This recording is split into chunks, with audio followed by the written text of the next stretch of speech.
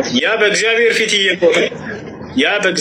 እየቆመ ከእግዚአብሔር ቃልን ተቀብሎ ለነቢያት የሚያደርሰው ገብርኤል የተባለው ራሱ መንፈስ ቅዱስ እንደሆነ ማስረጃ ልስጠት። ዋናው ሀሳቤ እሱ ላይ እና ላሳይህ። እሺ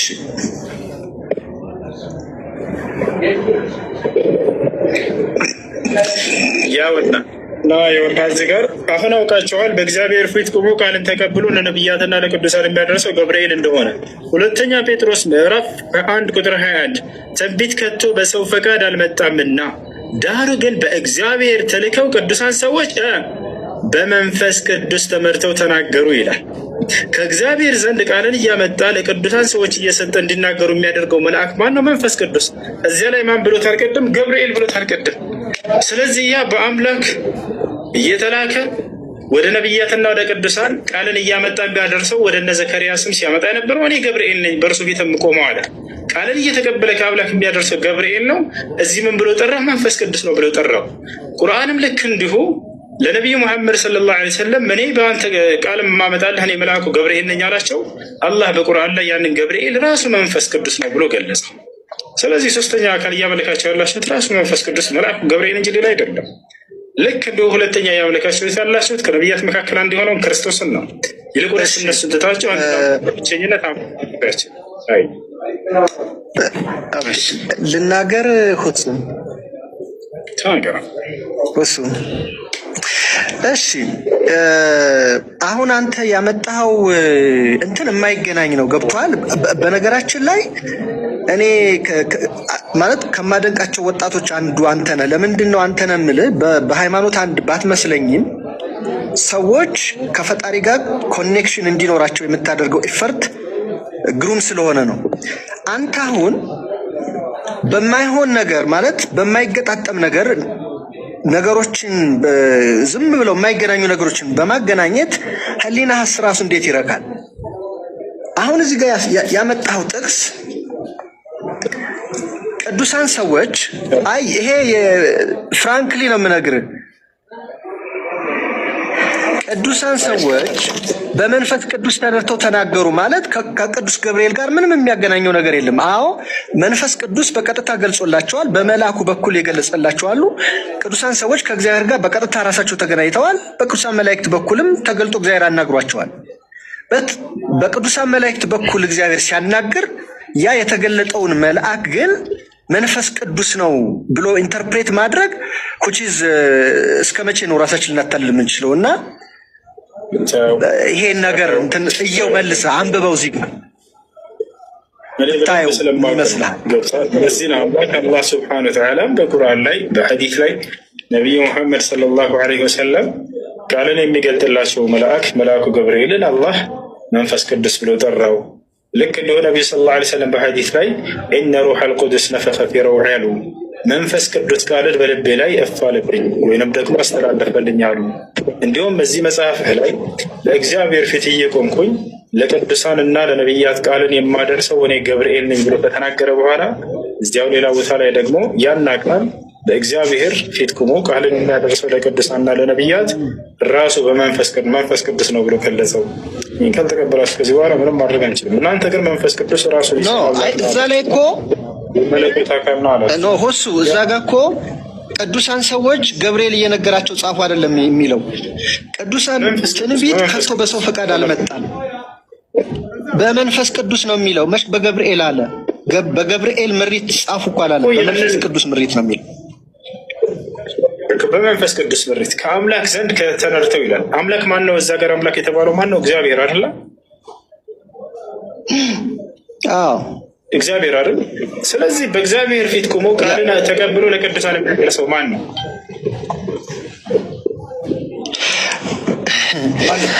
እዚህ ጋር እኮ ነው አሁን ልዩነት የመጣው። እሱ እንየው ያልኩኝ አሁን እመናችንን ወደሚል ሳይሆን የምንገባው ለመረዳት ጥያቄውን መለስ ጊዜ ለማሳደር በአምላክ ፊት ቆሞ ቃልን የሚያደርሰው አንድ ብቸኛ አካል እንደሆነ መጽሐፍ ቅዱስ ይናገራል። ማን ነው ያ አካል? ይሄ ፕሬሚስ፣ ይሄ ድምዳሜ ትክክል አይደለም። እሱ ትክክል አይደለም። ይሄ ድምዳሜ እኮ ነው የምልህ። ጥያቄውን መልሰሽ ማን ነው ከአምላክ ፊት ቆሞ ቃልን እየተቀበለ ለቅዱሳንና ለነቢያት የሚያደርሰው ማን ነው? ይኸውልህ አሁን ክሊር የሆነውን የክርስትና አስተምህሮና ፋክቱን የምነግርህ ቅዱሳን ሰዎች ከእግዚአብሔር ጋር አዳምጠኝ። ቅዱሳን ሰዎች ከእግዚአብሔር ጋር በቀጥታ ተገናኝተዋል። ቀጥታ እግዚአብሔርን አግኝተውታል። በመልአክ በኩል ደግሞ አግኝቷቸዋል እግዚአብሔር አምላክ። ለምሳሌ ሙሴ በቀጥታ ከእግዚአብሔር ጋር ይነጋገር ነበር። መንፈስ ቅዱስ ምንድን ነው? መንፈስ ቅዱስማ እግዚአብሔር ነው። በጣም መንፈስ ቅዱስ እኮ እግዚአብሔር ነው። ቅዱሳን ሰዎች ከእግዚአብሔር ጋር በቀጥታ ተገናኝተዋል። የት አድርገው ከፍያ ለሚያት አድርገው የት ላድርገው? እሺ ስንት አምላክ ነው ያለው መጽሐፍ ቅዱስ ላይ?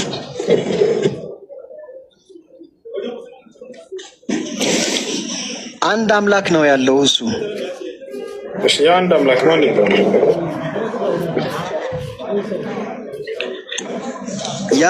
ያን አንድ አምላክ የተለያዩ ሰዎች በተለያየ ቋንቋ የተለያየ ስም ይጠሩታል። እኛ እግዚአብሔር ብለን እንጠራዋለን። መጽሐፍ ቅዱስ ላይ አንድ አምላክ የተባለው ማን ነው? አብ ወልድ መንፈስ ቅዱስ ናቸው ወይንስ አብ ነው? አይደለም። እሱ እኮ ባህሪው እሱ እኮ ይኸውልህ በስም በአካል በክብር እግዚአብሔር ከሰዎች ይሄ እኮ የእግዚአብሔር በስም በአካል በክብር ያለው ማንነት ነው። አንድ አምላክ የሚለው መጽሐፍ ቅዱስ ማን ነው? አንድ አምላክ ብሎ የሚገልጸው አብን ወልድንና መንፈስ ቅዱስን በአንድ ላይ ነው አንድ አምላክ ብሎ የሚገልጸው። ግን ሊትራሊ ሲጻፍ አንዳንዴ አብን አምላክ ወልድንም አምላክ መንፈስ አብ ወልድ መንፈስ ቅዱስ አንድ አምላክ ተብሎ የተገለጸበትን ማስረጃ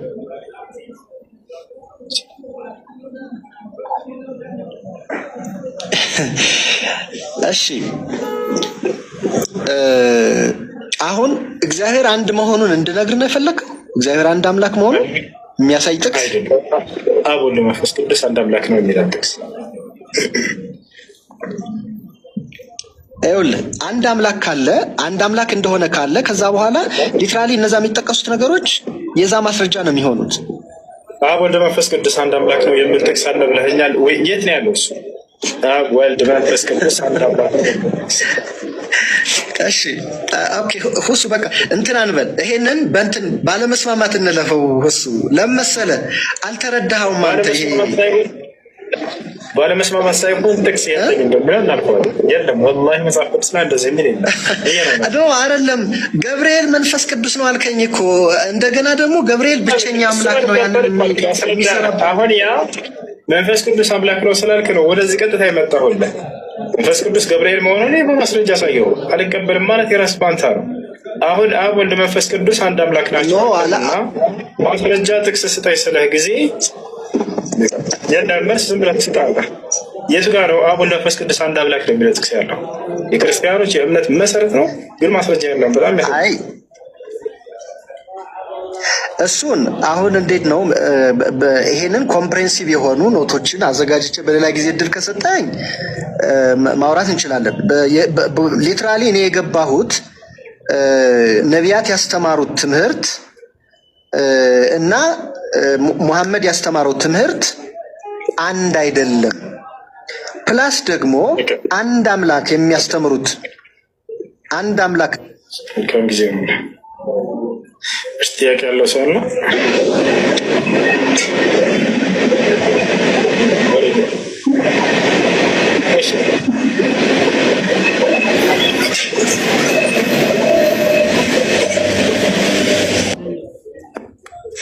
እሺ ጥያቄ ያለው ሰው ነው።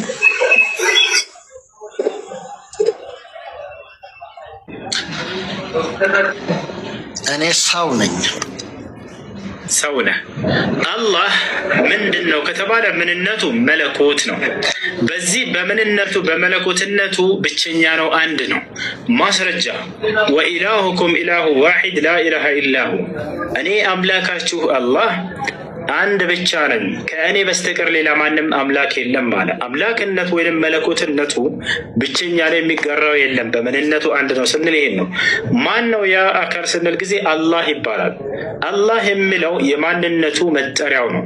በዚህ በማንነቱ አላህ በሚለው ማንነቱ ብቸኛ ነው ወይ? አዎ ብቸኛ ነው። ማስረጃ ቁል ሁወ አላሁ አሐድ፣ በል እርሱ አላህ አንድ ብቻ ነው አለ። ገብቶሃል አይደል? ይህ አምላክ አላህ ስብሐነሁ ወተዓላ አንድ ነው ስትሉ ጊዜ ምን ለማለት ነው ሲሏችሁ፣ አንድ ነው ስንል ጊዜ በማንነቱ በምንነቱም አንድ ነው እያልናችሁ ነው። አንተ ለምሳሌ ምንድነው አልኩት፣ እሱን ሰው ነኝ አለ። በሰውነትህ ግን ብቸኛ ነህ ወይ? አንተ አይደለህም። የዓለም ህዝብ ሁሉ ይጋራል ይህን ምንነት። አላህስ መለኮት ነው፣ በመለኮትነቱ ብቸኛ ነው ወይ? አዎ። የሚጋራው አካል አለው? ላ የለም፣ ብቻውን ነው። አንተ ግን ያንን አንዱን አምላክ በምንነቱ ላይ በመለኮቱ ላይ አጋራህበት። አብም ወልድም መንፈስ ቅዱስም በምንነት ይጋራሉ አልክ። በመለኮት አንድ አይደለም የምታመልካቸው፣ ሶስት አካሎች ናቸው ማለት ነው።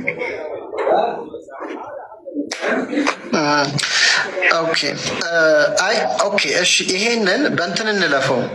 ባይዘወይ ይሄ ማጋራት የሚለው ሀሳብ ከቁርአን አንጻር የአብ የወልድ የመንፈስ ቅዱስን አይደለም የሚገልጠው።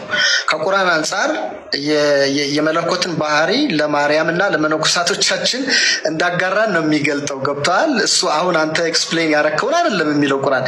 ኤኒዌይስ ግን እሺ እንለፈው፣ እሱን እንለፍና ይሄኛውን ጥያቄ አንድ አዳምጤ እንድትረዳ አሁን አያግቻለሁ ረጋቢ ማስረዳ ጭቅጭቅ ውስጥ ያልገባ ስለዚያ ነው እንድትረዳ ዘንድ ነው። አሁን አንተ እኔ ቁርአንን በደንብ አድርጌ ማወቅ ሰው ነኝ። እሺ አሁን እዚህ ቦታ ላይ ቁርአንን ከላይ እስከታች በደንብ አድርጌ አውቀዋለሁ። ሀሳቡን ገና የት እንዳለ አውቀዋለሁ።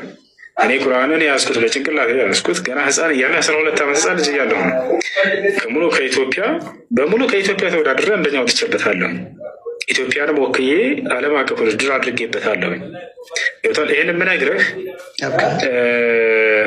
ሙሉ ነው ቁርአን ላይ ያለውን ሀሳብ አሁን ምሳሌ ስለ ማርያም የተናገረው ብቻ ነው ብለህ እንዳታልፈልግ። አሁን ማርያምንም እንደ መለኮት የሚያነሷት አካሎች እንዳሉ ይናገራል። አንተ ያልከውም ትክክል ነው። ነገር ግን የክርስቶስንም አምላክነት አንስተው ስህተት ላይ የወደቁ ሰዎች እንዳሉ እናንተንም ደግሞ ያነሳቸዋል አላህ በቁርአን ላይ። የት እንደሚገኝ እነዚህ ልንገርህ። በሱረቱል ማኢዳ የመጨረሻው ገጽ ላይ አንተ ያነሳውን ሀሳብ ያነሳል።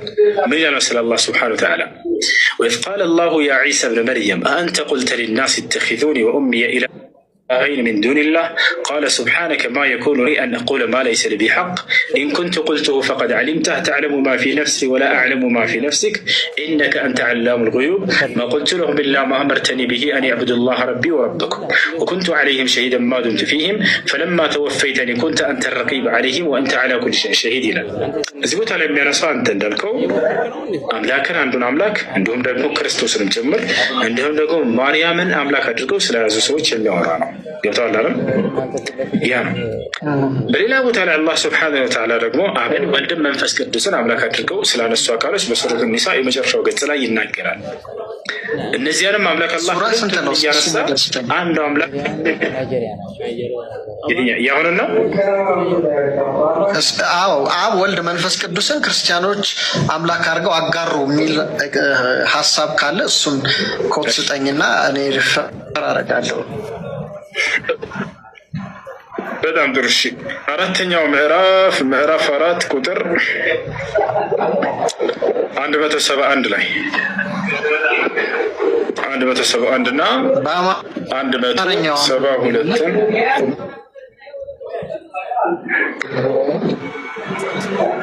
እዚህ ቦታ ላይ ስለ አብ ስለ ወልድ ስለ መንፈስ ቅዱስ ስለ ሶስቱ አካሎች ይናገራል። እሺ ላንብብልህ እሱን። እስኪ አይ እንደዚህ ስፔሲፊካሊ በደንብ እንዲገልጡ ያለበት ቦታ ያልታዘብኩም ካለ ለመማር ዝግጁ ነው። ይቀጥል። ችግር የለውም። እዚህ ቦታ ላይ አንደኛ አምላክ አላህን ያነሳል፣ ሁለተኛ ኢየሱስ ክርስቶስን ያነሳል፣ ሶስተኛ ደግሞ መንፈስ ቅዱስ ወይንም ደግሞ ገብርኤልን ያነሳል። መንፈስ ቅዱስ ራሱ ገብርኤል ነው። ስለዚህ አላህ ስብሐነሁ ወተዓላ ሶስቱንም እያነሳ እኔ አምላካችሁ አላህ እኔ አላህ ብቻ ነኝ ካለ በኋላ ክርስቶስ የእኔ አላህ መልእክተኛ እንጂ ሌላ አይደለም። መልአኩ ደግሞ የቅርብ መልአክ ብሎ ያነሳዋል። መልአኩ ደግሞ እንዲሁ ክርስቶስም እኔን በብቸኝነት ይገዛሉ፣ እኔ ከመገዛት የሚጸየፉ አይደሉም እያለ ሁለቱንም ደግሞ ያነሳቸዋል። በፍጹም ከኔ ጋር የሚጋሩ ሳይሆኑ ለእኔ በመገዛት ለእኔ ባሪያ መሆንን የማይጸየፉ ናቸው እያለ ያነሳቸዋል። አንዴ ላሳያችሁ። እስከምትገልጥ ድረስ ሀሳብ ላንሳ። እሺ ሀሳብን አንሳ። ስጫወቶቻለሁ ችግር የለም። ኦኬ ሀሳቤ ምንድን ነው? እኛ ገብርኤል መንፈስ ቅዱስ አይደለም። በክርስትና አስተምህሮ ገብርኤል መልአክ ነው፣ መንፈስ ቅዱስ አይደለም። እናውራ በሱ ላይ። አይ እንትን እንዳንል ብዬ ነው። አስረዳለሁ፣ ችግር የለም። እሺ አንብበው። እሺ አሁኑን ጥቅስ አይ የገለጥከውን ጥቅስ አንብበውና እሺ እናንተ የመጽሐፉ ሰዎች ሆይ ይላል። ክርስቲያኖችን አስመልክቶ ነው። እናንተ የመጽሐፉ ሰዎች ሆይ በሃይማኖታቸው ወሰንን አትለፉ ይላል። ወሰን ማለፋቸውን ሊገልጽ ነው። በአምላክ ላይ ሌላ አካል መደረባቸው ነው። እዚህ ቦታ ላይ ወሰን ማለፍ ያስባላቸው ልናየው ነው። በአላህም ላይ እውነትን እንጂ አትናገሩ። የመርየም ልጅ አልመሲህ ዒሳ የአላህ መልእክተኛ ወደ መርየም የጣላት ይሁን ቃሉም ከእርሱ የሆነ መንፈስ ብቻ ነው አለ። ከአላህ የሆነ መልእክተኛ እንጂ ሌላ አይደለም አለ። ነብይ ነው መለኮት አይደለም እያላቸው ነው። ከዚያ ምን አለ? በአላህና በመልእክተኞቹም እመኑ አለ። ከዚያስ አማልክት ሶስት ናቸው አትበሉ፣ ወይም ስላሴ አትበሉ ይላል። ማለት ስለ ሶስቱ አካሎች እያነሳ ነው አላህ። አንደኛ ራሱን አነሳ፣ ሁለተኛ ክርስቶስን አነሳ። እነዚህ ሁለት በእርሱ ላይ እነዚህ ሁለቱ እንደምታደርጉ ምንም ጥርጥር የለውም። ሶስት ስላሴ አትበሉ ካለ በኋላ ሶስት አትበሉ ካለ በኋላ ተከልከሉ አለ። ከዚህ ንግግራችሁ ተቆጠቡ ማለት ነው። ለእናንተም የተሻለ ይሆናል አለ። ብትከለከሉ ከስላሴ ወደ አንዱ አምላክ የሚለውን ብትመለሱ የተሻለ ነው ለእናንተ እያላቸው ነው። ከዚያስ ምን አለ? አላህ አንድ አምላክ ብቻ ነው። 4 ነጥብ። አንድ አምላክ ብቻ ለእርሱ ልጅ ያለው ከመሆን የጠራ ነው። ይህ ደግሞ ክርስቶስ የእርሱ ነው ልጅ ነው በማለታቸው ወሰን ማለፋቸውን የገለጸ ነው። ለእርሱ ልጅ ከመሆን የጠራ ነው አለ። ለምን? በሰማያትና በምድር ያለ ሁሉ የእርሱ ነው አለ። የእርሱ ፍጡር እንጂ ልጅ አይደለም። ማንም ልጅ የለውም። ክርስቶስ ልጅ አይደለም ነው። በሰማያት በምድር ያለው ሁሉ ያኔ ነው አለ። መመኪያም በአላህ በቃ አለ። ከዚያ በኋላ ሁለቱ ከእርሱ ጋር የተደረቡት አካሎች ወልድና መንፈስ ቅዱስ የተባሉት ምን እንደሆኑ ሊገልጽ ነው። አልመሲህ ወይንም ኢየሱስ አለ ለአላህ ባሪያ ከመሆን ፈጽሞ አይጠየፍም አለ። አይደለም ከኔ ጋር እንደ አምላክ አድርጋችሁ ልታጋሩት የእኔ ባሪያና አገልጋይ ከመሆን የሚጸየፍ አይደለም። ሲጀምር እርሱ አለ በጣም አላህን ከሚገዙት መካከል ነው። ቀጥሎ ምን አለ? የቅርብ የሆነው መልአክ መንፈስ ቅዱስ የተባለውን ገብርኤልን ሊገልጽ ነው። ምን አለው? ቀራቢዎቹ የሆኑት መላእክትም አይጸየፉም አለ። ምድርም አይጸየፉት ለአላህ ባሪያ ከመሆን የሚጸየፉ አይደለም። ገብርኤል ራሱ አላህን የሚገዛ ነው። መንፈስ ቅዱስ እርሱን ከመገዛት የሚጠየፍ አላህን ከመገዛት የሚጠየፍ የሚኮራም ሰው አላህን ከመገዛት የሚኮራ ሰው አላህ ሁሉንም ወደ እርሱ በእርግጥ ይሰበስባቸዋል አለ። ገታቸው አለ ያ። ስለዚህ መንፈስ ቅዱስ የተባለው ራሱ መልአኩ ገብርኤል እንደሆነ አሁን ላሳያችሁ። ከአምላክ ዘንድ ቃልን የሚያመላልሰው ለነቢያት ያ መልአክ ማን ይባላል? ልጅስ ኮሜንት ላይ ጻፉ። ከአምላክ ዘንድ ለነቢያት ቃልን የሚያመላልሰው መልአክ ማን ይባላል? ከአምላክ ፊት ቆሞ ለነቢያት በስርዓትን የሚሰጠው መልአክ ማን ነው? አንተ ራስህ መለሰው፣ ችግር የለም ሴፍ። አይ እኔ ምንድን ነው በጣም ማለት ኢንተራፕት ላረግ ስላልፈለግኩ ነው ዝም ያልኩኝ። ምንድነው በነገራችን ላይ መላእክት በቁጥር የማይገለጹ ኢንፋይናይት የሆኑ ቅዱሳን መላእክት ነው ያሉት። ይሄ እንግዲህ አይ ዶንት ኖ በዘሴም የሆነ ትምህርት ይኖራል ብዬ አስባለሁ። በእስልምናውም የመላእክትን ቁጥር በተመለከተ፣ በክርስትና ግን ኢንፋይናይት የሆኑ ቅዱሳን መላእክት ነው ያሉት፣ ተቆጥሮ የማያልቁ ማለት ነው። ከነቢያት ጋራ ደግሞ ይገናኙ የነበሩት ቅዱሳን መላእክት የተለያዩ ናቸው። ለምሳሌ ዳንኤልን፣ ነቢዩ ዳንኤልን ብንወስድ ቅዱስ ሚካኤል ያናገረው ነበረ። ይህም መጽሐፍ ቅዱስን መሰረት አድርጌ ነው የምነግርህ። ቅዱስ ሚካኤል፣ ቅዱስ ገብርኤል፣ ከዛ ደግሞ ሌሎቹ ቅዱሳን መላእክትም አሉ በስፋት የተጠቀሱ። ይሰማል? አሁን ኮሜንት ላይ ጥያቄ እየጠየቁ ነው ክርስቲያኖች። ምን ይላል ኮሜንት ላይ? አሁን ባነበብከው መጽሐፍ መንፈስ ቅዱስ ገብርኤል ስለመሆኑ የገለጸው እንዴት ነው? ወይንስ እያለ ይናገራል። ከቁርአን ያለውን አንጻር ልግለጽላችሁ ብዬ ነበር። መጽሐፍ ቅዱስ ላይ እዚህ ጥያቄው ክርስቲያን ስለ ሆኖ ወደ መጽሐፍ ቅዱስ እንሄድና ወደ ቁርአን መለስላችኋለሁ። መልአኩ ገብርኤል ራሱ መንፈስ ቅዱስ ነው። አይ በእግዚአብሔር ፊት የሚሱ ችግር የለም። እሺ ቀጥልሽ። አይ ምንድን ነው አሁን የኔ ሀሳብ ምንድን ነው? ምናልባት ጊዜህን እየወሰድኩብህ እንደሆነ ይሰማኛል። ቁርአን ስላሴ ብሎ ሜንሽን የሚያደርገው ስፔሲፊክ የሆነ ነገር የለም ነው የጠቀሰው። በግልጽ የተቀመጠ ነገር ምንድን ነው ከተባለ ኢየሱስን ማርያምንና መነኮሳት የሚለው ነው የተገለጸው። አሁን ካልከው ላይ ደግሞ መንፈስ ቅዱስ የለም። ገብርኤል መንፈስ ቅዱስ ነው ብለን በአንድምታ ልታስማማው ካልሆነ በስተቀር እዛ ጋር መንፈስ ቅዱስ አልተገለጸም። አይደለም እና ላሳየህ እዚሁ ጋር መንፈስ ቅዱስ አይደለም እያለ ነው ናላሳየህ ገብርኤል ራሱ መንፈስ ቅዱስ እንደሆነ ቁርአንን ከአላህ ለነቢ ሰለላሁ ዐለይሂ ወሰለም ያደረሰው መልአክ ማን ነው ታውቃለህ?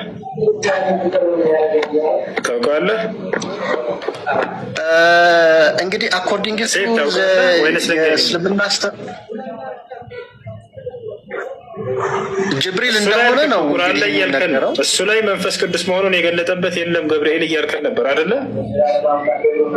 ኖ ገብርኤል መልአክ ነው መንፈስ ቅዱስ አይደለም ነው። ይሰማል ሁሱ ይሰማል ወይ? እኔ ይሰማኛል። አይሰማም?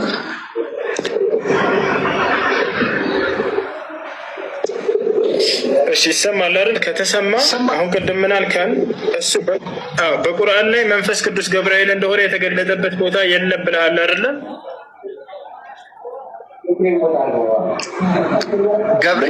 ገብርኤል መንፈስ ቅዱስ አይደለም ነው እኮ በቁርአን ላይ እንደሱ የሚል የለም ብለህናል አይደለ? በቁርአን ላይ ይህና በመጽሐፍ ቅዱስ ላይ ሳይቀር ሁሉ አለ አሳይሃለሁ እያልኩ ነው እኔ ደግሞ ምን ትላለህ? እሺ አሳየኝ። አዎ በቁርአን ላይ አይ ቅድም ትንሽ እንትን እግዚአብሔር አያት አለው ወይንስ የለውም? ሴፍ አያት አባት እናት አለው የሚለው አስደምም ያበቃ እግዚአብሔር አያት አለው የለም?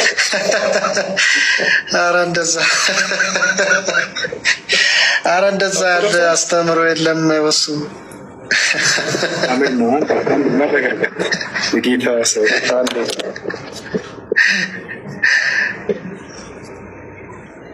እግዚአብሔር አያት የለውም አይደለ? አያት የለውም። እግዚአብሔር አያት የለውም። ባይዘወይ እቺ ምን ትላለህ? አንብባት እስኪ እቺን አንብባት። ምን ትላለህ? አንብባት። የእግዚአብሔር አያት ሆነሻል ይላታል ሐናን። ያት እሱን ላስረዳ። አሁን ይሄ ይኸውልህ አንዳንዴ ይሄንን እኮ ነው መተው ያለብን ሁሱ። ቆይ ይኸውልህ አንተ ከማስረዳት በፊት ቃሉን አንብበው። ቃሉን አንብቦ ነው እኮ ሰው ማስረዳት ያለበት። እግዚአብሔር አያት እንዳለው መጽሐፋቸው ይናገራል። ያ አንብበው። አንተ አሁን ደንግጠሃል አያት አለው ስትባል የለውም በፍጹም አልክ። አሁን ደግሞ እንዳለው ስታይ እሱንም ሆነ ሰረበር ምን ለማለት እንደሆነ ትላለህ አይደለ? ጥሩ ትጫወታላችሁ። ወረብልካ እንትን ነው ይሄ እኮ ሃይማኖት ነው እሱ። ለምንድን ነው በሃይማኖት የምንቀልደው? እሺ መቀለድ አይደለም። አንብበው እሺ ሲባንድ እሺ ይሄንን እኔ እስማማበታለሁ። ለምን መሰለህ? እግዚአብሔር አያት አለው። ኢየሱስ ክርስቶስ አያት አለው። አያትን ብቻም ሳይሆን ከዛም ያለፈ የዘር ሐረግ ተቆጥሮለታል። ያ ለኢየሱስ ክርስቶስ የተነገረ ሀሳብ ነው። መለኮት አያት አለው።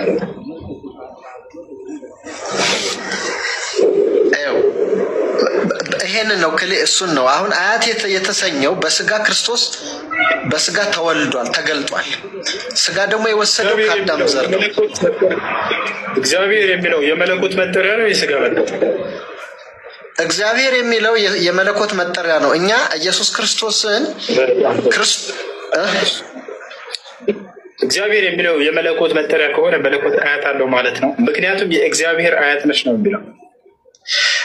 እሱ እንደዛ ለምን ተባለች ነው እኮ። ለምን እንደተባለች ልንገርህ። እግዚአብሔር ቃሉ ላይ ነው። እግዚአብሔር የሚለው የስጋ መጠሪያ ላይ የመለኮት መጠሪያ ስለ የመለኮት መጠሪያ ነው አልክ። ስለዚህ እየተናገረ ያለው መጽሐፉ የእግዚአብሔር አያት ነች ነው ያለው። እግዚአብሔር ደግሞ የመለኮት መጠሪያ ነው። እግዚአብሔር የሚለው ደግሞ የአብ የወልድ የመንፈስ ቅዱስ መጠሪያ ነው አይደለ? የሶስታቸውም መጠሪያ ነው አይደለ? ስለዚህ ለአብም ለወልድም ለመንፈስም ለእግዚአብሔር አያት ነች ማለት ነው።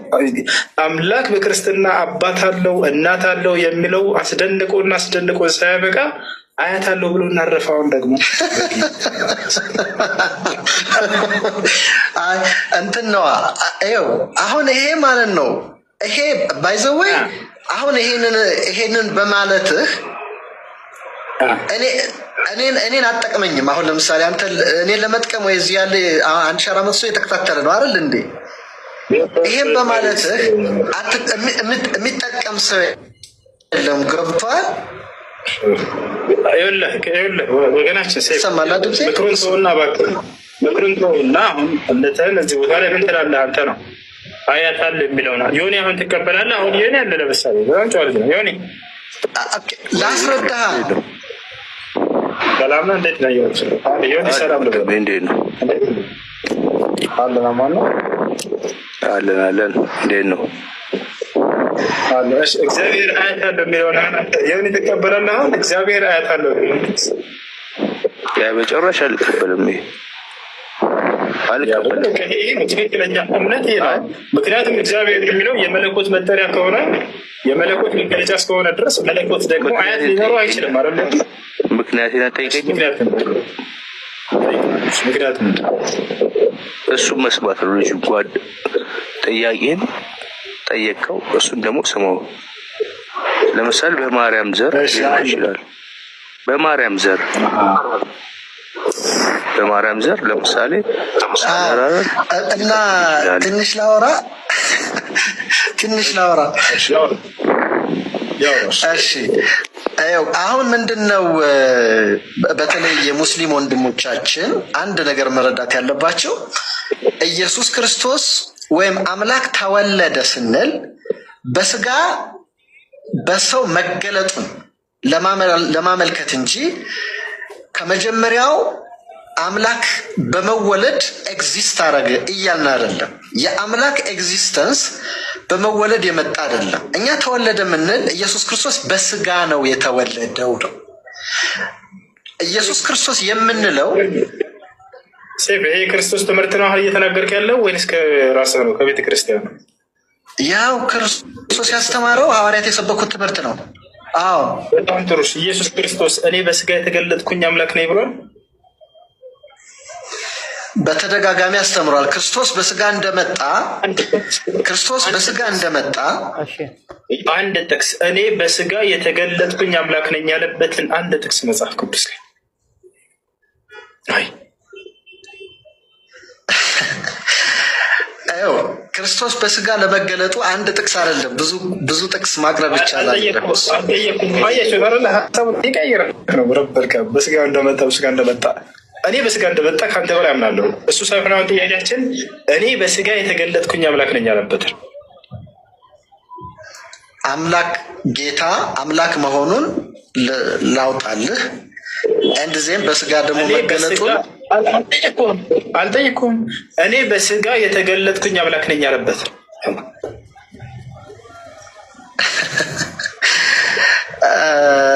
ኦኬ። አሁን ይሄ እሺ፣ አሁን በፊት ምን አይነት ጥያቄ ነበር መሰለው? እሱ ክርስቶስ አምላክ ነኝ ያለበትን አምጣ፣ ጌታ ነኝ ያለበትን አምጣ የሚል ጥያቄዎች ነበሩ።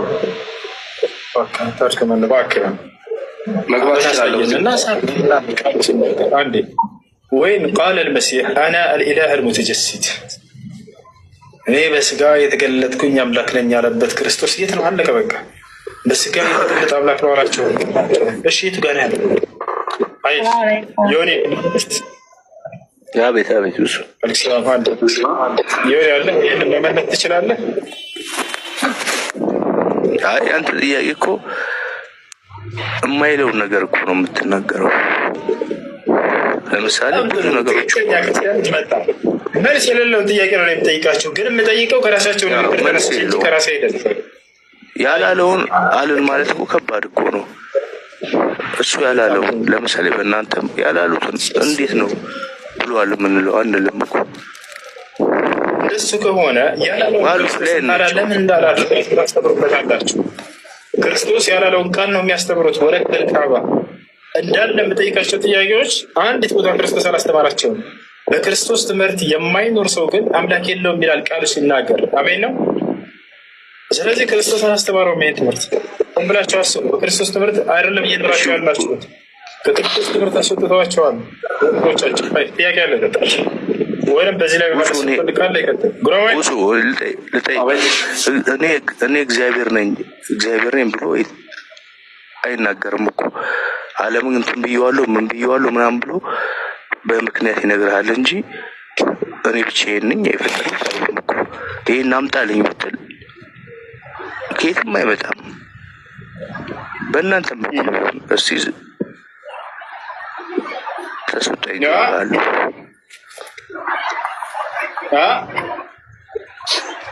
ምንድን ነው ያልከው? እኔ ብቻዬን ብሎ አልተናገረም አምላክ እያልክ ነው? እና ላሳይህ ኦሪት ዘዳግም ምዕራፍ 32 ቁጥር 39 ላይ እና ላስረብህ ትንሽ ያውና ምዕራፍ 32 ቁጥር 39 ላይ ምን ይላል? አሁንም እኔ ብቻዬን ነኝ አለ። አሁንም እኔ ብቻዬን እኔ እንደሆንኩ ከእኔም በቀር አምላክ እንደሌለ እዩ አለ። እኔ እገድላለሁ አድናለሁም፣ እኔ እመታለሁ እፈውሳለሁም፣ ከእጅም የሚያድን የለም አለ። ያውና አምላክ እኔ ብቻዬን አምላክ ነኝ ከእኔ ሌላ አምላክ የለም ብሎ ተናግሯል። ይሄ ነው ኢየሱስ ክርስቶስ አንድ ቦታ ላይ እኔ አምላክ ነኝ ብሎ ግን አልተናገረም። የነቢያት አምላክ ግን እኔ ብቻ ነኝ አምላክ ከእኔ በቀር ሌላ አምላክ የለም ብሎ ተናግሯል። የቱ ጋር ነው ክርስቶስ ለአምላክ ነኝ ያለው? የለም ማለና ክርስቶስ አምላክ ነኝ ሳይላቸው ነው አስገድዳቸው እያመለካችሁት ያላቸው። ይመሰክሩለታል። እሱ እኮ ማን ትሉኛላችሁ ይላል እኮ። አንተ ያው እግዚአብሔር ልጅ ነህ ይላሉ እኮ። ያው እግዚአብሔር ልጅ ነህ ይላሉ። ያው እግዚአብሔር ልጅ ነህ በቃ እነሱ እንኳን ይመሰክሩለታል። ማን ትሉኛላችሁ እያለ ይጠይቃል። ልክ ነህ አንተ ደምና ስጋ አልነገረህም ይላሉ። ፈጣሪ ነግሮህ ነው ብሎ ነው የሚያስቡት። ግን ክርስቲያኖችም ግን ግቡ ስለ እኔ ምን ትላላችሁ ብሎ ክርስቶስ ሲጠይቃቸው ጊዜ ምንድነው የኔ ጥያቄ ሱራ 471 ላይ እሺ የኔ ጥያቄ ሱራ 471 ላይ ነው። ምንድነው የሚለው? the Messiah Jesus the son of Mary was only a messenger of Allah and his word which he directed to Mary and spirit from him ነው የሚለው እና ምንድነው የሚለው? ጂሰስን እዚህ ላይ እዚህኛው ስራ ላይ እንደ አላህ ወርድ እና እንደ ስፒሪት አድርጎ ሪፕሬዘንት ያደረገበት ፖይንት ነው እና አሁን የኔ ጥያቄ የአላህ ወርድ ይሄ ዲቤት ሳይሆን የኔ ጥያቄ የአላህ ወርድ ወይም የአላህ ቃል እንትን ነው ይሄ ዘላለማዊ ነው። አንቀጹ ላይ እየተናገረ ያለው ክርስቶስ በአምላክ አንቀጹ ላይ አይሰማም? ይሰማችኋል?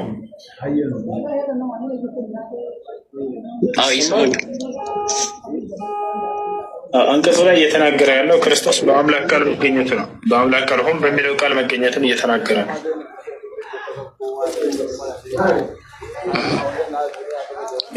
አሁን የኔ ጥያቄ የአላህ ወርድ ኢተርናል ነው ወይ ዘላለማዊ ነው? ከእሱ ጋር የሚገናኝ አይደለም። ግን አላህ ሱብሓነሁ ወተዓላ ከእሱ ካነሳው አንቀጽ ጋር የሚገናኝ አይደለም። ግን ልመልስልህ፣ ችግር የለውም። አዎ አላህ ሱብሓነሁ ወተዓላ ቃሉ ዘላለማዊ ነው። መጀመሪያ እርሱ ላይ ልመልስልህ። إنما المسيح عيسى بن مريم رسول الله ሌላ ተጨማሪ ጥያቄ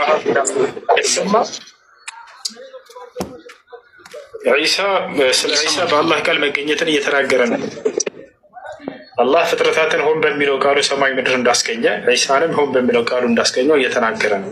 ከእርሱ ባለፈው ምዕራፍ ላይ ሱራ አሊ ዕምራን ላይ ማርያም እና ገብርኤል አውርተውበታል። እሱ እኔ ልጅ እንደምትወልድ ሲነግራት ጊዜ ወንድ አልነካኝ ሲሆን እንዴት ለእኔ ልጅ ሊኖረኝ ይችላል ስትለው ሁን በሚለው ቃሉ አላህ ያስገኘዋል ልጅ ብሏታል። አላህ አንድን ነገር መፍጠር በሻ ጊዜ ሁን ይለዋል፣ ወዲያውም ይሆናል አብሽሪ አላት። አያ ስለዚህ እርሱ አንቀጽ ከእርሱ በፊት በነበረ ባለው ምዕራፍ ሱራ አልዕምራን በሶስተኛው ምዕራፍ ይተረጎማል።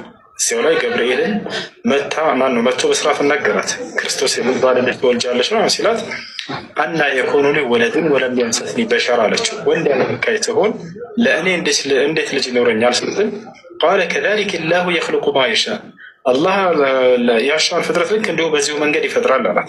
ኢዛ ቀዳ አምረን ፈኢነማ የቁሉ ለሁ ኩን ፈየኩን አላህ አንድን ነገር መፍጠር በሻ ጊዜ ሁን ይለዋል፣ እርሱ ወዲያውም ይሆናል አላት። ስለዚህ ሁን በሚለው በአላህ ቃል የተገኘ ነው መስሎ ማለት ነው። አይ እሺ ግን እዚህ ጋር ስንሄድ ከሱ ቀጥሎ ምን ይላል? የአላህ መንፈስ ነው ወይም ስፒሪት ፍሮም ሂም ነው የሚለው አይደለ? እሷ ጋር ስንሄድ አዳም ሲፈጠር ምን ብሎታል? አላህ የህይወትን እስትንፋስ ወይም ስፒሪቱን ወደ አዳም ምን አለ? ተነፈሰበት አይደለ? ከዛ በኋላ ምን ሆነ? አዳም ሰው ሆነ አይደለ? ታምነዋለህ እሱ? እሺ እና እዚህ ጋር ያለ እዚህኛው ቨርስ ላይ ምን ይላል? ከአላህ የመጣ ስፒሪት ነው ይላል ወይም መንፈስ ነው ይላል። እዚህ ጋር እዛው ሱራ 471 ላይ ከማን የመጣ መንፈስ? ከአላህ የመጣ መንፈስ ነው ይላል። ስለዚህ የማለት እኮ ኢየሱስ ክርስቶስም ምን እያለው ነው? የአላህ ስፒሪት ነው እያለ። ስለዚህ ይህንን ደግሞ ፕሩቭ የሚያደርግልን ኢየሱስ ክርስቶስ ተአምራትን ይሰራ ነበረ። ከሱም አንዱ እዛው ቁርአን ላይ ሜንሽን የተደረገው እርግብ በክሌ ሰርቶ ምን ያደርጋል? እፍ ሲልበት ምን ይሆናል? እንዳዳምጥ እሱን አንቀጽ መጀመሪያ ከአላህ የሆነ መንፈስ ነው የሚለው ነው። እኛ ክርስቶስ ከአላህ የሆነ መንፈስ ነው ብለን እናምናለን። ግን ያ ማለት ከአላህ ሲባል ጊዜ ባለቤትነትን ለመግለጽ ነው። ከአላህ ሲባል ለምሳሌ በሰማይ በምድር ያለውን ፍጥረት ሁሉ ከእኔ ሲሆኑ ፈጠርኩላችሁ ይላል። ከእኔ ተብለዋል በሰማይ በምድር ያለ ፍጥረት ሁሉ። አዳምንም ልክ እንዲሁ አላህ ከመንፈሴ ብሎ ገልጾታል። ክርስቶስንም ከእኔ በሆነ መንፈስ አለው። አዳምን አላህ ሲናገር በሱረቱል ሂጅር 2ኛው ገጽ ላይ ፈኢዛ ሰወይቱሁ ወነፈኽቱ ፊህ ሚን ሩሒ ፈቀዑ ለሁ ሳጂዲን አላቸው ለመላእክቶች። መላእክቶች ሆኑ አዳምን ፍጥረቱን ባስተካከልኩት ጊዜና ከመንፈሴ እፍ ባልኩበት ጊዜ ይላል። ክርስቶስንም ከእኔ በሆነ መንፈስ ተብሎ ተገለጸ። አዳምንም ከእኔ በሆነ መንፈስ ተብሎ ተገለጸ።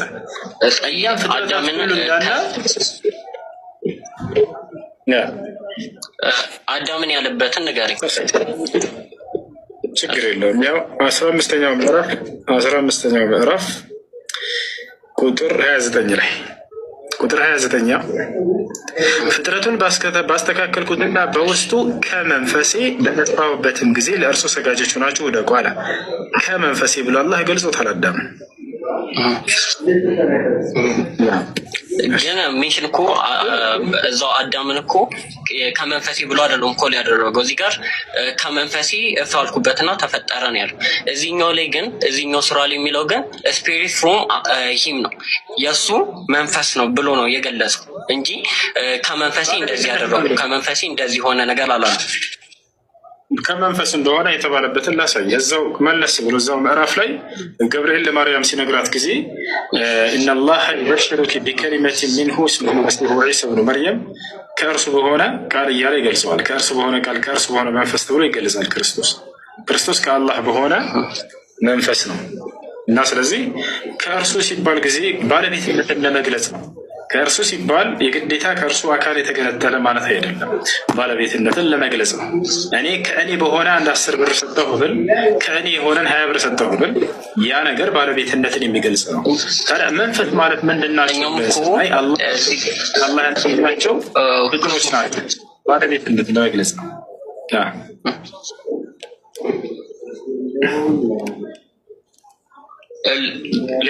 ሌላ ፍጥረት ልስጥህ ከአላህ የሆነ የተባለ ተሰቢር እንላለን። በብሉይ ኪዳን አይ ካለ የሆነ ሳይሆን የአላህ ስፒሪት የሚል ነው የምፈልገው። የአላህ መንፈስ ተብሎ የተጠራ የአላህ መንፈስ ተብሎ የተጠራ ብቻ ነው የምፈልገው። ከመንፈስ ያለው እኮ አዳም ከማን ነው መንፈስነቱ? ከኔ መንፈስ አለው አዳም። እሱማ ሲፈጥረው ከክሌ አይደለም ከኔ መንፈስ አይደለም። ከዛ በኋላ ከመንፈሴ ብሎ አስጠጋው ወደ ራሱ አላህ። ሱራ 15-19 ምዕራፍ 14 ቁጥር ሱራ 15-19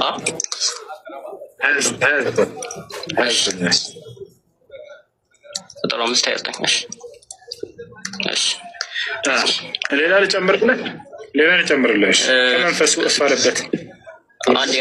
ሌላ ቦታ ላይ ثم سواه ونفخ فيه من روحه ይላል።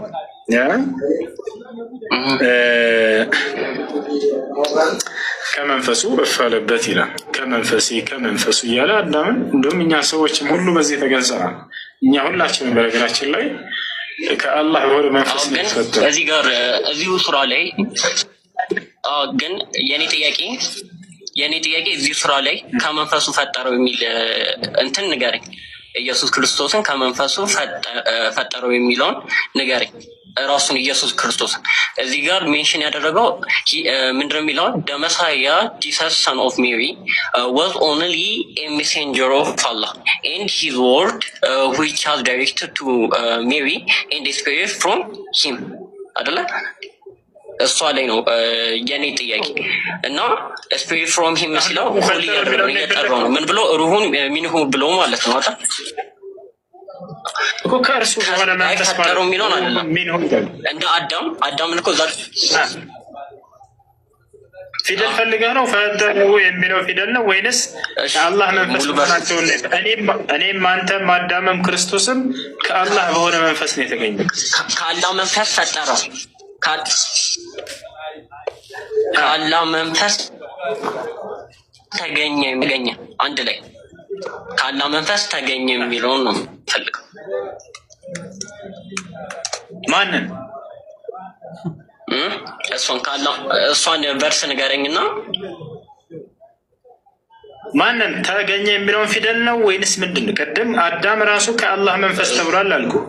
የቱ ጋር ያለው አሳየኛል። ካሳየው ካገኘህ በኋላ ፊደል እየቆጠርክ ነው። አሁን ደግሞ ከአላህ መንፈስ ምንድን ነው እዛ ቨርስ ላይ አይደለም። እዛ ቨርስ ላይ ከአላህ መንፈስ ምን አለ ነው? ተፈጠረ ነው የሚለው አይደለም? ማን ድጋሚው ማንን? ከአላህ መንፈስ አዳም ነው ክርስቶስ ተፈጠረ ነው? ማን? አዳም የቅድሙን ቨርስ ላይ ድጋምና ገባኛ ይቅርታ አይደለም። አዳም የቅድሙ አንቀጽ ላይ ገባኝ ተፈጠረ ከአላህ መንፈስ ተፈጠረ አይደለም የሚለው። እሺ ድጋሙ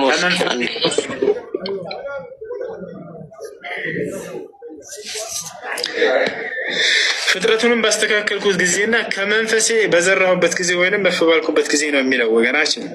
በላሳየሽ እሺ በዘራሁበት ጊዜ ምን ሆነ ነው የሚለው? ያው ነው ቁጥር 29 ፍጥረቱን ባስተካከልኩትና በውስጡ ከመንፈሴ በነፋሁበት ጊዜ ይላል። ከማን ነው ያ መንፈስ?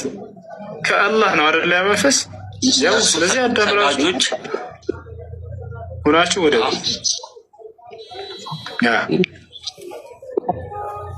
በነፋሁበት ጊዜ ለእርሱ ሰግዳችሁ ሆናችሁ ወደቁ።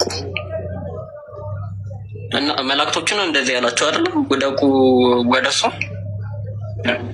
እና እስኪ እንደዚህ አይነት ተመሳሳይ ቨርስ ለኢየሱስ ክርስቶስ የተባለለት ነው። እና ለኢየሱስ ክርስቶስ እንደዚህ የተባለ ተመሳሳይ ነው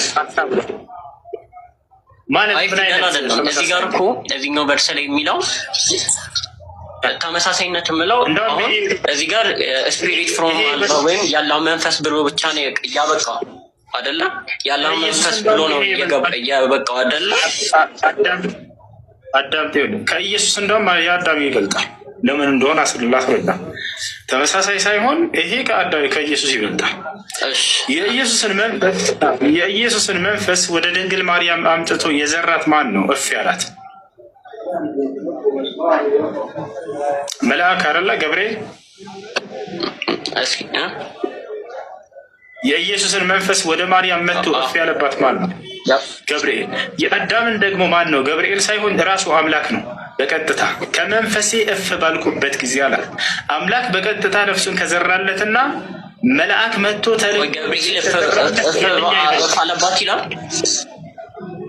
የትኛው ይበልጣል? አምላክ ራሱ በቀጥታ ነፍሱን ከዘራለትና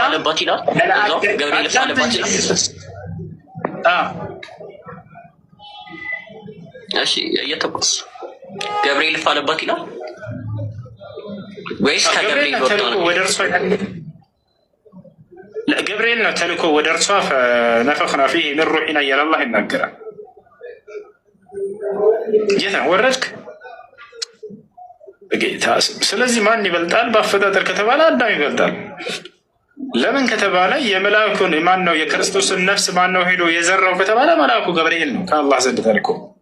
የአዳምን ግን መልአክ ሳይሆን አላህ በቀጥታ ነው። አላህ በቀጥታ ነፍስን ከዘራለትና መልአክ ተልኮ ነፍስን ከዘራለት የቱ ይበልጣል ከተባለ አምላክ የዘራለት ይበልጣል።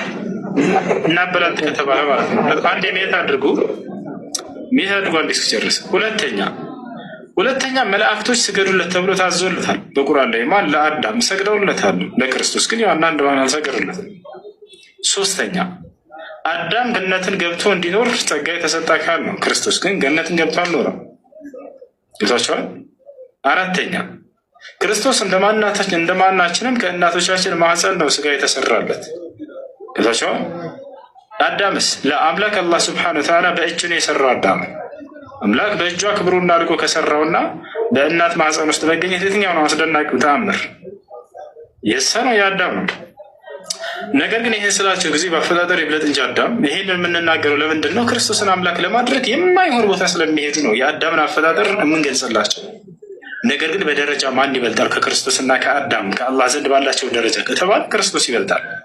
እንደ እስልምና አስተምህሮ ክርስቶስ ደረጃው በጣም ላቅ ያለ ነው። ከማን? ከአዳም ይበልጣል። በደንብ አድርጎ ይጎንሰዋል። ምክንያቱም ክርስቶስ ከኡሉል ዐዝም ነው። 5 ታላላቅ ነቢያቶች አሉ፣ ማንም ደረጃቸውን የማይደርስባቸው። ከእነዚያ መካከል ማን አለበት? ክርስቶስ አለበት። አላህ ማስረጃ በቁርአን ላይ ሲናገር ሱረቱል አሕዛብ ላይ 2ኛው ገጽ የመጀመሪያው አንቀጽ ላይ ወኢዝ አኸዝና ሚነ ነቢይነ ሚሳቀሁም ወሚንከ ወሚን ኑሕን ወኢብራሂመ ወሙሳ ወዒሳ ብን መርየም ወአኸዝና ሚንሁም ሚሳቀን ገሊዛ ይላል። ሙሐመድ ሆይ ከነቢያቶች ሁሉ ቃል ኪዳንን በያዝኩኝ ጊዜ አስታውስ። በተለይ ደግሞ ከአንተ ከአብርሃም፣ ከክርስቶስ፣ ከኖህ፣ ከሙሴ ከባባድ የሆነን ቃል ኪዳን ያዝኩኝ ይላል። እነዚህ 5 ታላላቅ ነቢያት የነቢያት ሁሉ ተምሳሌትና አለቃ ኡሉል ዐዝም ይባላሉ። አዳም ከነዚህ የለበትም፣ ክርስቶስ አለበት። ስለዚህ ክርስቶስ ይበልጠዋል በደረጃ። ነገር ግን ክርስቶስን አምላክ ለማድረግ የምትሄዱባቸው መንገዶች በፍጹም አያስኬዳችሁም። አዳምና ሔዋን በደንብ አድርገው ይበልጡታል አፈጣጠር። ያ ነው። ጥያቄ ያለው ካለ ይቀጥል። ለዚህም ነው በነቢ ሰለላሁ ዐለይሂ ወሰለም ዘመን መጥተው ክርስቲያኖች የክርስቶስን አምላክነት ተከራክረው ነበር። ያነሱት 2 ሀሳብ ክርስቶስ በቃልና በመንፈስ ነው እና የመጣው እርስዎ አምላክ እንዴት ሊሆን አይችልም ትላለህ ሙሐመድ ብለው ጠይቀዋቸው ነበር። አላህ ወዲያው መልስ አወረደ። ኢነ መሰለ ዒሳ ዒንደ ላሂ ከመሰሊ አደም ኸለቀሁ ሚን ቱራቢን ሱመ ቃለ ለሁ ኩን ፈየኩን አላቸው። የክርስቶስ ምሳሌ ከእኔ ከአላህ ዘንድ ልክ እንደ አዳም ነው አለ። አዳምን ከአፈር ከሰራሁት በኋላ ሰው ሁን አልኩትና በቃሌ አስገኘሁት፣ ወዲያውም ሰው ሁን አለ።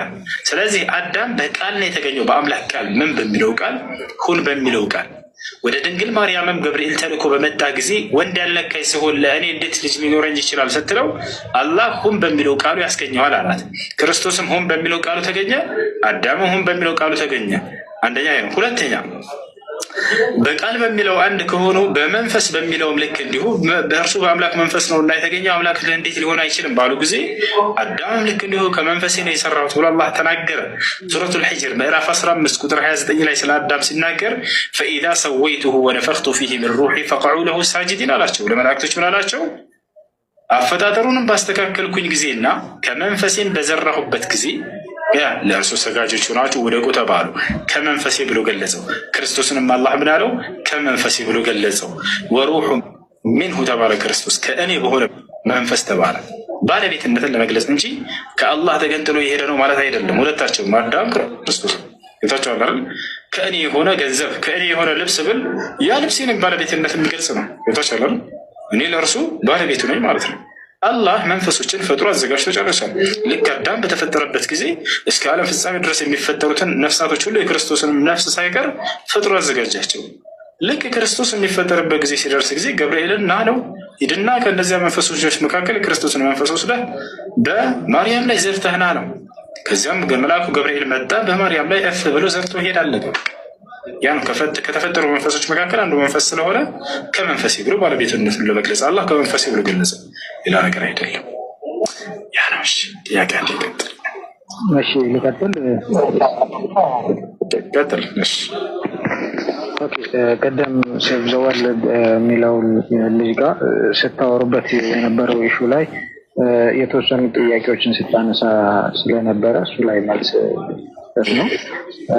የአንተ አርጊውመንት የነበረው ምናልባት እንግዲህ ክርስቲያኖች ናችሁ ከነቢያት አስተምሮ የተለየ ይዛችሁ የመጣችሁት እና ማስረጃ የለም ስትል ነበረ። ምናልባት እንግዲህ ከዘፍጥረት ጀምረን ስናነብ ከዘፍጥረት 18 ከቁጥር 2 እስከ 3 ድረስ ስናነብ ማለት ነው ስላሴዎች የሚለውን ነገር በደንብ ያስረዳናል። እንግዲህ በአብርሃም ቤት 3 እንግዶች ተገኙ ይለናል። 3 እንግዶች ተገኝተው ግን አብርሃም ሲናገር እንግዲህ እንግዶች አይደለም ብሎ የጠራቸው ጌታ ሆይ ብሎ ነው በነጠላ እንትን የጠራው። ስለዚህ ለኛ ለኦርቶዶክሳውያን እንግዲህ የሚስጥር ስላሴን በደንብ ያስረዳናል።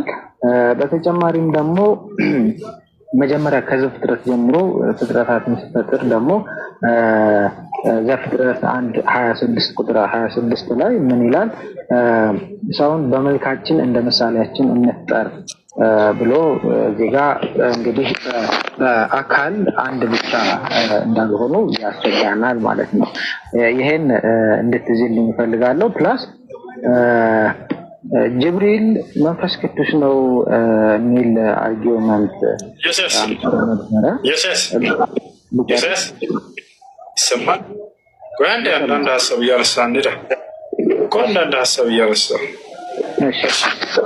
ኦሪት ዘፍጥረት ምዕራፍ 1 ቁጥር 26 ስላሴን ያመለክታል ነበር።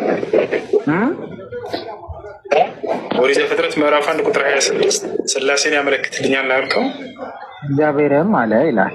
ዳይሬክት እንትም ስናነበው ማለት ነው። እግዚአብሔርም አለ ሰውን በመልካችን እንደ ምሳሌያችን እንፍጠር ይላል።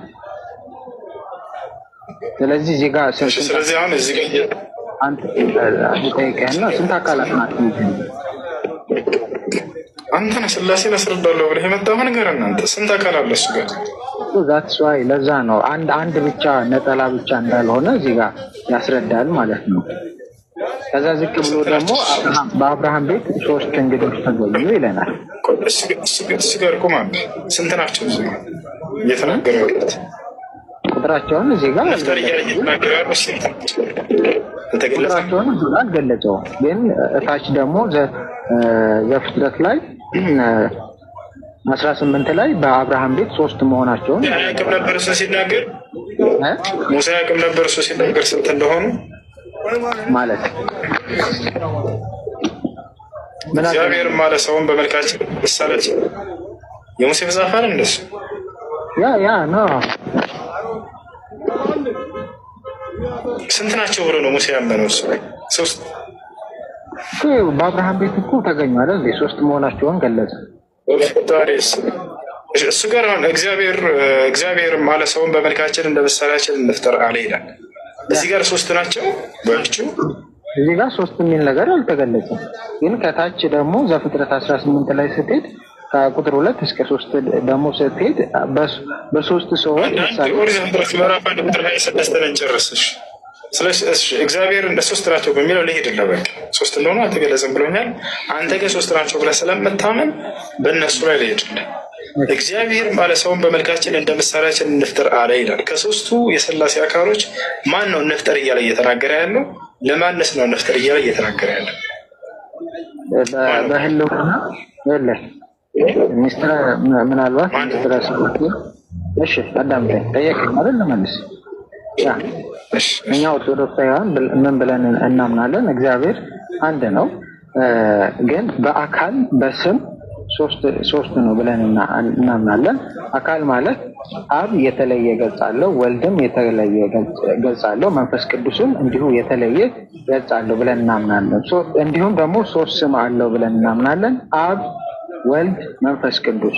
እኒህም ደግሞ የተለያየ ግብር አላቸው። አብ ወላዲ ነው፣ ወልድ ተወላዲ ነው፣ መንፈስ ቅዱስ ደግሞ ሰራጺ ነው ብለን እናምናለን። ግን በስልጣን ይሄን ዓለም በመፍጠር ይሄን ዓለም በማሳለፍ እግዚአብሔር አንድ ነው ብለን እናምናለን። እግዚአብሔር ደግሞ መንፈስ ነው። ስለዚህ ለእግዚአብሔር አካል ምንድን ነው?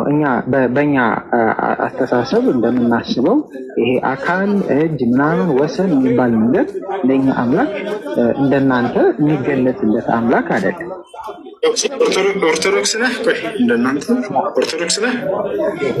አይ አንዴ 5 ሰከንድ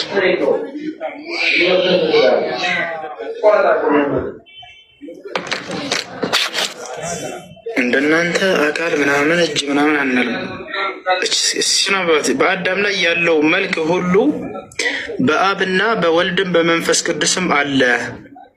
ራስም ቢሆን ገጽም ቢሆን ጆሮዎችና ዓይኖችም ቢሆኑ አፍንጫና ከንፈርም ቢሆን እጆችና እግሮች ቢሆኑም ለአብና ለወልድ ለመንፈስ ቅዱስ ሙሉ አካል አላቸው። ሃይማኖታቸው የቀና